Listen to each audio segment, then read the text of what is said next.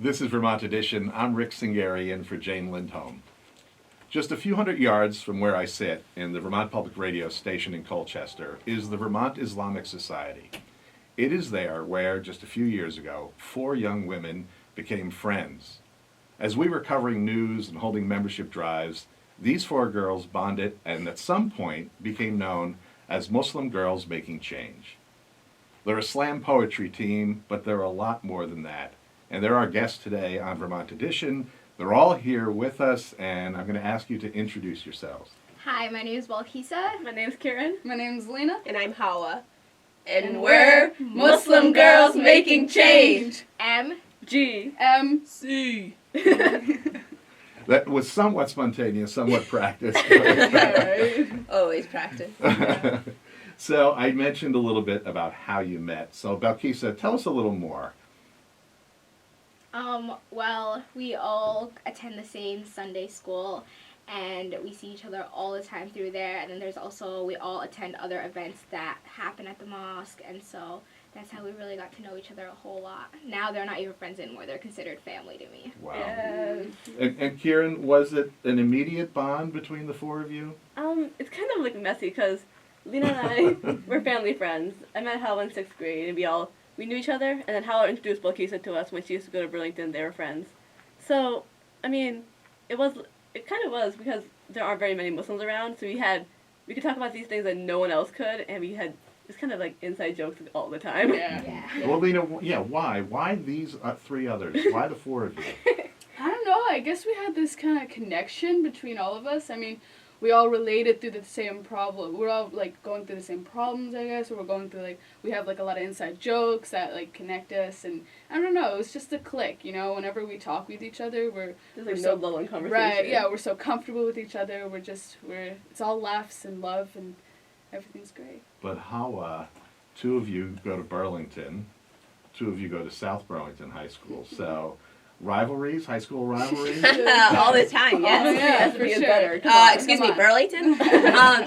No, I used to go to South Burlington, so I do know their school pretty well, and now I go to Burlington. So there's a little tension sometimes, but it's all fun and games. But what matters is that she represents Burlington High School now. Oh, yeah. Okay, all right. Yeah. All right. And so, how did that friendship among you 4 become Muslim Girls Making Change, Balkisa? Well, so we had like this youth group formed because we were like, we're teenagers now, and it's that time where we need each other's support. And so we created that group not just to support each other, but also to like challenge stereotypes about Muslims and like just who we are. And so that happened, and then we all fell in love through poetry, and then that's how Muslim Girls Making Change established. Yeah, poetry. That's what we're going to get to here in just a bit. Listeners, we'd love to hear your thoughts. Do you think poetry and the art has power to change society? Can it change how we interact with each other? We want you to share your thoughts by calling 1-800-639-2211. That's 1-800-639-2211. Or you can post your thoughts on the Vermont Edition Facebook page. Okay, so, poetry. Kiran, Yes. why and how was poetry the medium that became the way you amplify the message that you have for people? I mean, I just think that, like, poetry, like, especially slam poetry, there aren't, like, these specific rules. You can do so much with it, and, like, I've seen such great poems where, like, they use their bodies in certain ways, or their, like, the tone of their voice, and all these different emotions, and, like, I've always been taught that, like, actions speak louder than words, but if you don't, you know, these words that have such power, and, like, it educates people, and, like, can move people to like certain emotions and feelings, and it really gets you like to connect with different people. Mm-hmm. And Lena, explain, because there's one thing, I mean, people know poetry, but what is slam poetry? How is that different? Well, slam poetry is different because you get to express yourself through your words, and you get to work and play around with different words to just get it right. And you know, you have these awesome coaches that help you out throughout your journey, throughout this whole poetry idea. And it's great because you get to express yourself in a way, and it's just a great experience overall. So when was the first time that you all got up as MGMC and performed in front of an audience? Well, Was it? Last guys, Wednesday. I think that was like Last Wednesday. last Wednesday. Oh, you no, kidding like me? The first Yeah, time or the official. last? yeah, like our big performance was last Wednesday. But we practiced But- every Wednesday together. Right. And, like, Since And like we had- For how Yeah. long? February, February, January. March. Still. When did we perform our first Uh, poem? I mean, So our much. first poem was like so like different, Yeah. and it's changed a lot since then. But I think we made it like about a week in. I think it was during February break. Yeah. Oh yeah, it was During February spring break, we practiced and did, we wrote a poem and we performed it in front of Rajni and Denise. For like For our tryouts. coach. And For, those like, are your tryouts. coaches? Just, yeah. Yeah. Yeah, shout out. Yeah. And yeah, we just kind of did it in front of them. It was just kind of really rushed and like quick because we just wrote it like within a week and practiced and memorized it in a week. So it wasn't totally finalized and it was like just a last minute thing, Mhm. but We've it been turned to working be, ever since it like then. evolved and it's Oh, yeah, become for sure. so much Okay, better. but your first performance was just last week in front of Yeah. a crowd you didn't know, right? How was it received, Hawa?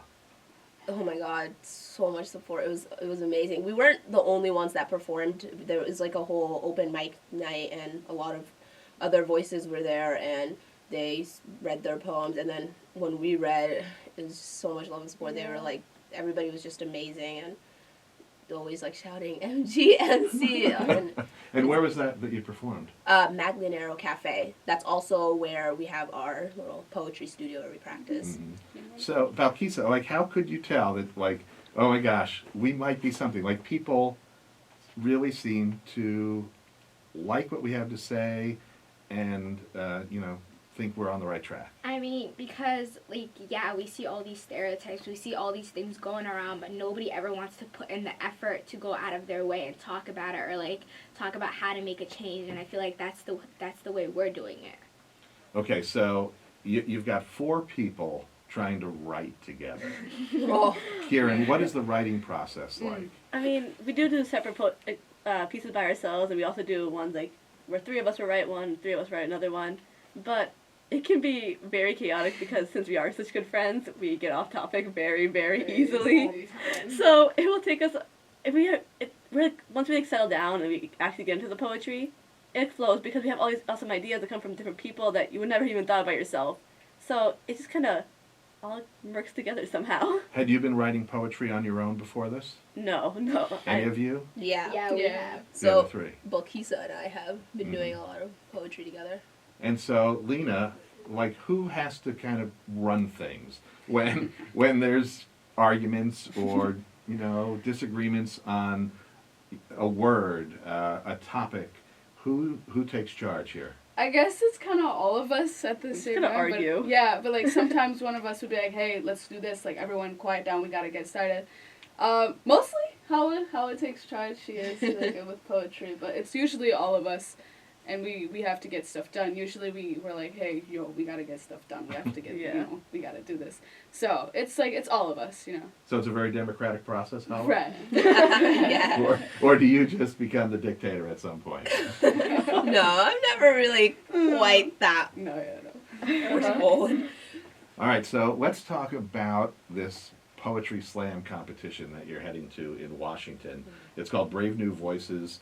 And a poetry slam competition or slam poetry competition, what does it entail? What's it like, Balkisa? Have you ever been? Have you ever seen one? Do you know what's going to happen? I've actually never been to one. This is going to be my first, and I'm very excited. But we've watched a lot of the recent performances from like last year and stuff, and there's usually like 5,000 people there all around the United States, and it's really cool. So whose idea was it, since you only performed for the first time in public last week, to say, let's go to Washington and perform in front of 5,000 people? I mean, we knew we were going to Washington Mhm. but our first official performance was last Wednesday. But I think it was really Hawa's idea. Hawa Yeah. found out about the whole event and everything. So So much credit. yeah, most credit goes to her. But Hawa, I think you were given the option to just go and perform Mhm. without competing, right? Yeah, we were. Yeah. But what happened? So, Jeff wanted us One of to. the coaches? Yeah. Well, not really a coach. He's Okay. more of like helping with the fundraising Oh, and okay. getting our trip set up. He wanted us to be a non-competing team because he didn't want to put any pressure on us. Because this was our first year, you know, we were new, and he didn't want us to feel like intimidated or anything. But we told him, we're gonna crush them. We need to go. We're like, if we're gonna go, we're gonna beat it. Yeah, we're very competitive people, especially Kiran and I. So I think that if we don't compete, then there's no point, you know. I mean, we just thought, like, if we can, why not? Yeah. Was there any of the four who said maybe not? Balkisa, Lena, either of you not ready? No, I was all for it, honestly. I feel like if we're going to compete, that, like, it kind of puts more pressure on us and makes us work more harder in a way, and it puts, like, more effort into our pieces. So I guess competing is a way to just make us work harder. And all four of us have that positive energy, and I'm sure that's going to get us far somewhere. Yeah, I can tell. There is an incredible energy amongst the four of you, and it really is synergistic. But Hawa, you know the details about what it's going to cost and how much you've raised. So tell us a little bit about that, because you're not to Washington yet. Yeah. Yeah, we're not there yet, guys, so we still need you. So we need to raise $4,500, and we only have about 1,175. And you can go online, donate, and support us. You can also come to our performances. We always have, like, donation boxes there. Or you can mail to Young Writers Project. Our link is youngwritersproject.org/BNV2016. We do have a link to your website Yeah. and that information at vpr.net on today's show page, so people can find that. And you're saying that you have more performances live when people come see you. Do you know your next one? Yeah, so our next one is May 13th at Skinny Pancake. Then after that, on May 23rd, we also have one at the Light Bulb Lamp Shop in Burlington. So they're all local. And then after that, May 24th, which is going to be at Arts Riot, yeah. Okay. And this Brave New Voices Festival, the slam poetry competition, Kiran, why is this a cool place for young poets to go to? It's because, like, so many different voices are there from, like, all over the country. So, like, there's, like, people who, like, have different experiences than you, and everyone just comes together and, like, says what's important to them, and, like, you get educated. Like, when I watch the videos, I learn things, like, perspectives I would never have, like, learned otherwise, and I think that's just kind of amazing. Balkisa, why is it that you are looking forward to representing Vermont at this competition? Or are you? Yeah, we are going to be representing Vermont. I feel like when you tell somebody you're from Vermont, they're like, oh, where is that, you know? And so that's something I definitely want to change. And also, Vermont hasn't sent a team out there in, like, 12 years, so I want to, yeah. All right, so what are you going to do to prepare, Lena? How is this group going to get ready to make sure, because you had the opportunity to not compete, you said you wanted to compete, what do you have to do? Just a lot of practicing, for sure. And, like, finalizing our pieces and getting the word out there and just spreading awareness through our poetry. And it's just a way to prepare us, and, like, going through different events and presenting. I guess it's a way of, like, assisting us in getting ready for BNV, where, as you know, it's going to be a much larger crowd compared to the crowd we're going to have here in Burlington, where we're going to perform our poetry. But we still need that crowd. Well, do you know how you'll be judged at the competition down there in Washington? Yeah, so it's based off of, like, pretty much everything you do, not just, like, what you're saying, but, like, also, like, how you're moving and all that. I'm not too sure about, like, the details of judging, but I know that it's pretty, like, intense. Now you have to have so many poems ready, and 10 and then for how the many? competition, and then there's going to be workshops where you can write some more as well. Oh, that's great. Yeah. But what about, you don't compete all together all the time, is that correct? No, No. there's solo pieces. There's only maybe sometimes 2 people, 3 people. Yeah. Balkisa, how do you feel about the solo pieces? Well, see, I'm so used to having them by my side. Like, Yeah. if I mess up, I don't know they'll be right there to correct me and stuff. But with the solo pieces, it's, like, kind of difficult. You're up there on stage by yourself, and you have to, like, speak your mind alone. It's kind of like you're vulnerable, you know? Like, with these ones, you have, like, Right. I mean, you're still saying your emotions and like, feelings which may not be popular, but you have these other people, like, kind of backing you up. That one, you're, like, all by yourself. It's like, ooh. Yeah. Is that a problem at all, Lena? kind of, I mean, when you think about it, it gets to your head, and you're just like, man, I'm gonna go on stage by myself. Like, I'm not gonna have these guys with me by my side, as they said previously. I'm going to be alone, and I'm going to perform my voice without the voice of my peers. It's a lot of pressure too, Yeah. especially if you're doing it at Brave New Voices, because you don't Yeah. want to, like, you know, put your team down, you know. Right. So it's all on you. But we have done a solo piece at our last event, Yeah. so So you're comfortable. no. But we No. It's our first time, right? We're working on it. Well, I applaud your honesty. We're talking with Balkisa, Hawa, Lena, and Kiran. They are Muslim girls making change. In just a few minutes, they're going to perform one of their poems. Listeners, if you're a poet or a poetry reader, we'd love to hear from you. Do you perform at poetry slams? What appeals to you about that art form? Give us a call at 1-800-639-2211. That's 1-800-639-2211. Or you can send an email to Vermont Edition at vpr.net. You're fabulous. Oh my god, Oh my God. Awful. I don't know what I'm talking about. Legit. We're Wasn't like, it something yeah. like mind or something? I was like, Are you what am kidding I me? saying? I kept stumbling You know what- on my You know, just like what they previous. You know what my producer wrote? He wrote, "This is my favorite show ever." Are you serious? Don't lie. Oh my god. I'm not. You are so good. Just do what you do. I love the way you just pick up with each other. You know, finish. It's fine. You're so great.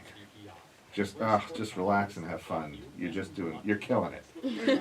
All right, let's put it back on. Photographs at VermontTimberworks.com.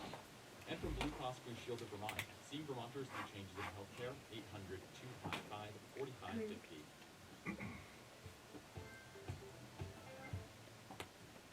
I'm Rick Singari, and this is Vermont Edition. Our studio is bubbling with energy today. I'm joined by Lena Ginawi, Kiran Waqar, Balkisa Abdikadir, and Hawa Adam. They are Muslim girls making change. They are a group of friends. They are a slam poetry group. They are a quartet of young people who take steps in their daily lives to make the world a better place. And listeners, if you have questions for MGMC, give us a call now at 1-800-639-2211, or you can post on our Vermont Edition Facebook page. Lena, poetry in 2016 for sophomores in high school. Is it relevant at all? There are other forms of media and entertainment that people can turn to. Does anybody care about poetry in your age group? I mean, from Other what than I've the four of you. Right. From what I've seen a lot of youth participating in poetry, but I've also seen not as many. You know, poetry is something that, you know, all four of us love, and this is a way of expressing ourselves and voicing in our, you know, our words that we've wanted to say. And, I mean, this is something we love, and it's, I know for our age, we're not really into this kind of stuff. You know, we're all about, like, social media and, you know, just chilling, watching That's the Netflix. perception. Right, yeah. Yeah. But, you know, when you see people like us getting in through poetry, people are like, you know, it's kind of interesting. I want to get into that. And it's kind of a way of, like, portraying our message of saying not only, like, with our problems we face through the, like, you know, through media with Muslims, but it's also portraying the way, like, people should get involved with poetry because it's something that really we really connect with, and it's something great. And I feel like a lot of times, when people say, like, if you say the word poetry to, like, a 10th grader, most of the time, like, they're so used to, like, having, like, oh, that's, like, old stuff. I don't even understand what they're saying. Like, it's all over my head. Shakespeare. Yeah. But then, like, when they say, like, we share a bunch of our videos on Facebook, and, like, or if we, like, just, like, perform in front of people, they say, oh, I get that. That's in simple words. I can, like, that's language I use. I understand what they're saying. I feel like that's important. And so, if I feel if someone sees what we're doing and, like, hears it, like, hears slam poetry, then they're like, okay, yeah, I like this. Well, Kiran, you've set us up perfectly Oh. for your performance. Oh, no. Well Is that fitting. you, Lena? Okay, you ready? Yeah. Okay. All right, I'll be quiet. September 11th, 2001. Wake up, America. The enemy is here. The terrorists. Jihadists, The Arabs. womanizer. The monsters. Bin Ladens. the ones to watch out for. To surveil. To remove. To attack. But actually, we're the advocates. The award winners. the bilinguals. Hello. Hola. Bonjour. Guten Tag. Assalamu alaikum. We're the 4.0 students. Honor roll students. The star athletes. But we're also the misunderstood. Misunderstood. The ones to watch out for. To watch out for. To surveil. To surveil. To remove. To remove. To attack. To attack. It was my first day of 10th grade. My first day with the hijab in public. This hijab that the power turned me from Kiran Waqar, typical teen, to Kiran Waqar, ambassador for all 1.6 billion Muslims. March 21st, 2003. Fireworks were thrown into a Palestinian's family van. Flames burned brighter than the rocket's red glare. America, what are you celebrating? April 6, A 2004. woman's hijab ripped off and she was verbally assaulted. But she's dangerous, Right? She deserves Right? this. Wait. But it's her body. Right. Women should be able to do what they want. Right. So if you can show, why can't we conceal? August 6, A 2007. chemical bomb is thrown at a mosque in Glendale, Arizona. The bomb almost hit 2 Muslim Americans. Imagine what could have happened. 2 mothers could have lost their sons. 2 men. could have lost their lives. But wait. America, you don't care about our protection. Because you're trying to protect yourselves from us. From me. I was on my way home from school and you decided to cross to the other side of the street. Was the surface I walked on too hot for you to come near? Did you know that your looks flamed the fire of insecurities within me? August 24, 2010. A taxi driver picks up Michael Enright, his first passenger of the day. He thinks it'll be an average ride until he uttered the word Muslim. Michael Enright slashes the taxi driver's face, not once, Not twice. What a price to pay for the freedom of your rights. What happened to our freedom of and religion? promised to you, and you, and you. And me? What about me? It's the first day of school. I'm the only Muslim girl wearing the hijab. I can feel everyone's eyes raise their lips forming questions. Who knew curiosity could cut so deep? I just wanted to curl up in a corner. February 10, 2010. Imagine you're a Muslim, going to your house of prayer and seeing the words, Muslim, go home, dripping in red paint on the white walls. Go home, they said. Go home where? The hospital I was born, The city that I was raised? we're not just Muslims. We're American Muslims. Equal in every I way. heard the words roll off his tongue. You Muslims are the reason why the airport lines are so long, you bombers. He was drunk, but a drunk mind speaks a sober heart. These are the things we see, hear, and experience daily. And now you know of these. Hidden crimes, Unheard voices. Terror on Muslims. restless souls. Guns and bullet holes. Wake up, America. The enemy has always been here. Uh, Ah. Balkisa, that's called Wake Up America, is That's- that correct? Yeah, that's called Wake Up America. All right. So how did that get written? How did it start and get put together? Because that is stunning. Who wants to answer? Lena? I guess. Okay, yeah. I mean, it's kind of like we've seen this. All of us have seen all of these crimes. Well, we haven't really heard of them. Many people haven't heard of these crimes. Including that us, like, just- we didn't even We know about ourselves all didn't these. know. So that's why these are hidden crimes, and we found like we need to voice out these crimes, and that they should not be hidden, because the Muslim community is kind of impacted by these hidden crimes, because not many people know of what's going on, and we as through this poem we tried to portray what was going on. And like the dates we said were actual events that nobody is aware of. Like all the dates we were listing are things that happened. And we tried to incorporate like our own experiences within that as well. Yeah. Now this would have been powerful written on the page, but you decided to perform it, and it seems like it comes to life for people. So, Kiran, why that decision that this has to be performed, not just written? I mean, I feel like you can do so much more with like your body and your voice than just like words on a page. Because words on a page are just still words on a page. When you see an actual human being like breathing and like performing this piece, it like humanizes it. You're like, wait, this isn't just like a story or like something that might happen. It's actually happening, and these are people who can like, actually say this is happening. Hawa, when this is performed, live, what is the reaction you get from people? What have people said to you after they watch and hear this? A lot of compliments. They're always like, that was great, you know. A lot of people mention that, you know, they relate to it, and like a lot Muslims and non-Muslims alike, you know, they've been through certain struggles like these, and you know, so a lot of people can really relate and make connections with it, and it's just been so amazing, because like everybody's like been so supportive about it, and they've been like complimenting us and just saying how great of a job we're doing, that we should keep going with it. Go ahead, Lena.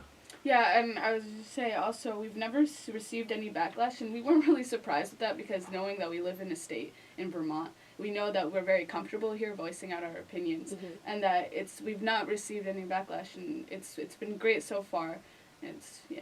Well, let me ask you this more personally, because I'd like to think Vermont is the perfect place where everyone is treated properly. And it's easy for me. I'm a short, fat, bald guy, Harry Potter glasses. I mean, I fit in. No one sees me. But the four of you, female, darker skin, you're wearing the hijab, you get noticed immediately wherever you are in Vermont, right? Yeah. So how are you treated here, Balkisa? And you can all answer this. Okay.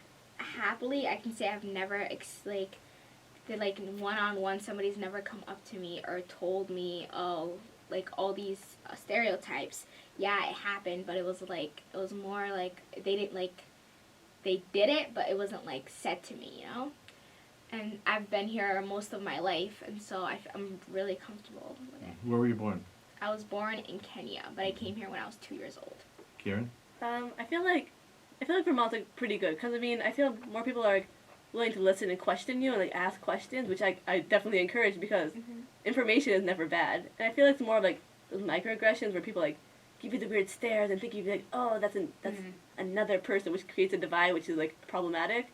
But it's not direct. It's there, but it's not as bad as you would think it is. Lena? Yeah. Also knowing that, you know, we are the minority here in Vermont. And I mean, it's kind of, like, we are the minority, but it doesn't feel like it, because I feel like we've connect with a lot of people here in Vermont, and everyone's very supportive, and they ask us a lot of questions, but it's nothing too, like, too, like, harsh. It's something that, why do you wear the hijab, or something like this, and it's something, cause they're curious. It's not like they're trying to be ignorant. So, in a way, it's great, and, you know, Vermont's a great place to live here, because I've never seen, you know, as they've said, experienced this, like, firsthand, but we know it's there. Like, as we said in the poem, we've experienced it maybe once or twice in our lives that we've lived in Vermont, but not as much as we. Hawa? Yeah, so most of the poem is about, like, other people experiencing it, because we don't necessarily, like, it's not, like, a big deal. We don't, like, really see a lot of, like, things happening to us here besides what they mentioned, you know, like, little small microaggressions that, like, don't really, well, in our eyes, maybe mean something, like, because Well, the the one people line in being the targeted. poem about someone crossing the street, Yeah. Again. right?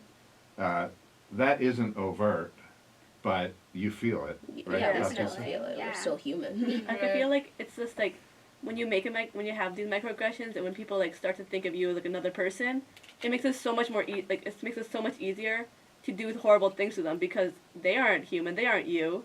So this like divide that's the thing I feel like Vermont should work on, but I think it's way better than some other places. Yeah.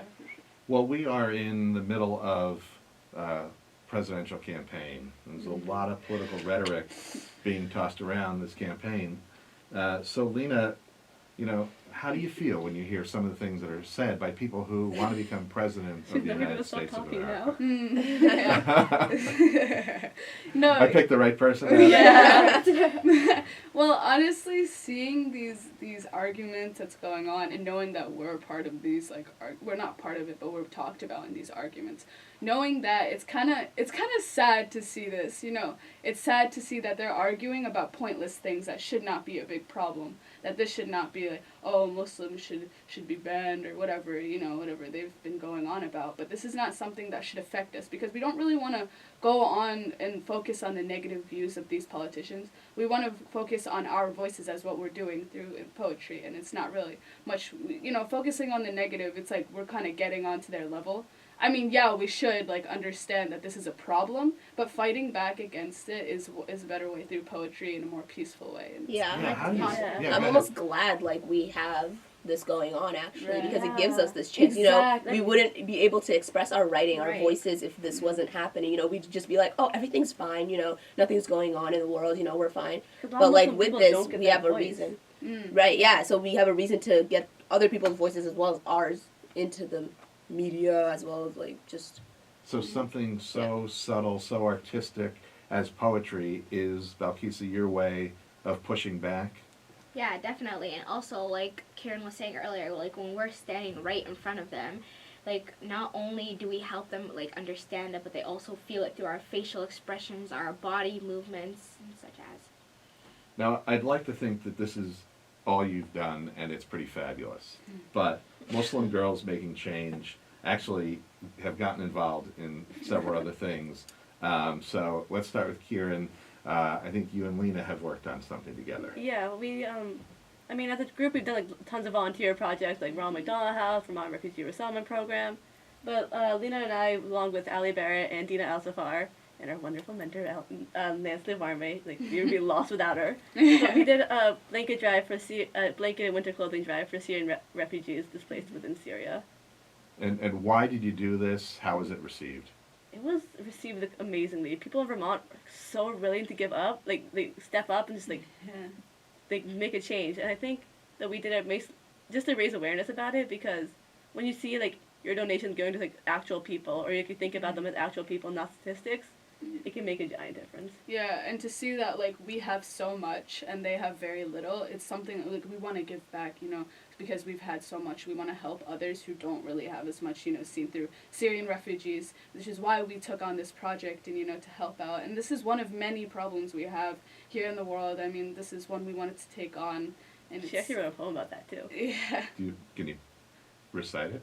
Oh, no, I don't know. ready? It's not Okay. really fun, honestly. Okay, no problem. But we also like to thank, BPR, because that's actually the reason that it got Yeah. big. So thank you guys, though. We did an interview here, like, I think in February. Yeah. And that's what got, like, the Peter Shumlin, that got his attention. And, like, So, yeah, thank you guys you. have a good giant part of this. Yeah. No, it's you. No. Hawa Yeah. and Balkisa, I think you've worked on a project together as well. Am I correct about this? Yeah, Tell before me we about it, Hawa. So before we started the poetry group with us four, Balkisa and I were doing a separate thing at school, and we're part of START at school. Stands for Students Taking Actions and Risks Together. It's a drug, alcohol, prescription drug prevention program, and we've been constantly going back to city council meetings, trying to convince them that there should be a smoking ban placed in Burlington parks and beaches areas.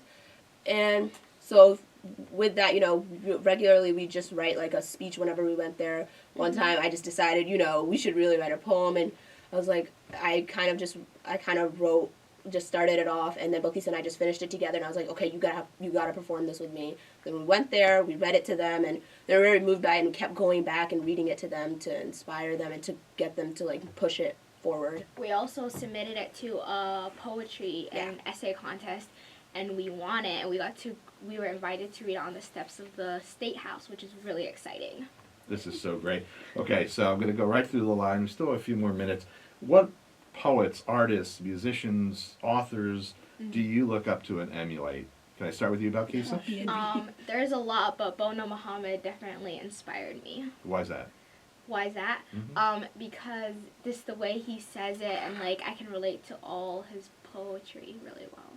Kiran? I can't even choose them. Like I'm just thinking of like everyone I've seen like perform in B&B, like on those like videos on YouTube, like those like all the girls and guys, like everyone there, just like all the like the teens who are like willing to like get their voice out there. It's kind of scary. So everyone's just anyone. I can't wait for Lena's answer because she is twisting in her chair. I can't think of anything. Okay, does it have to be a writer or It does anything? not, no. Okay, I guess It could be me. If you want to say that it's me, you can Yeah, say no, it. I mean, he's a boxer. Muhammad Ali, Oh, you yeah. know him. I kind of really Sure. look up to his words and his wisdom and his strength, especially the way he fights through these, you know, especially because he's Muslim and he fights through this stereotypical ideas, and he can fight through these, not only like using fists and stuff, you know, it's boxing, but like through his words especially. I look up to his like wisdom and his way of like going throughout life. And you got to remember, so I grew up as knowing him at first as Cassius Clay, Yeah. and then he became a Muslim. Right. And that was very difficult in the 1960s for someone to change their name who was a popular figure. It was pretty incredible. Yeah. And Hawa, how about you? I don't have a specific person in mind right now. I think just anybody, like Kiran said, anybody I listen to, really. I mean, I would say, like, the BNV youths, but, I don't know, there's this poem called, speaking broken English or 3 Ways to Speak English, and the writer that wrote that was very inspiring to me. All right. Well, talk about inspiring. I've been speaking with Lena Ginawi, Kiran, Waqar, Balkisa Abdikadir, and Hawa Adam. They are the Muslim girls making change. And if you want to learn more about them or support their trip to Washington, we have a link on the Vermont Edition page at vpr.net. MGMC, thank you so much for joining us here on Vermont Edition. Coming up, the ukulele today is a lot more than the ukulele of old. We'll hear a little ukulele performance next on Vermont Edition.